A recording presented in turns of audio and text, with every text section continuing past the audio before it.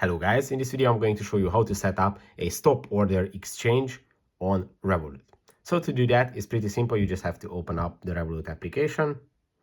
And then when you have done that, you just have to go to the home page on the bottom left corner of the screen. And on the home page, go to More. When you tap on it, you just have to click on Exchange, which is going to be the first option. I'm sorry, I selected the wrong option, Exchange. And in the exchange menu, on the top, you have to select the currency that you would like to exchange. And below that, you can select the currency that you would like to purchase. And to set up the stop order exchange, you have to tap on this icon on the left side. And the stop order is going to be the third option.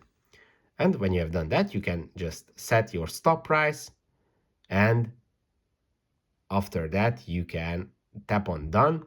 And it is going to save it and schedule your order. And when your stop price is hit, it is going to perform your exchange. If this video was helpful for you, please consider sending a super thanks donation.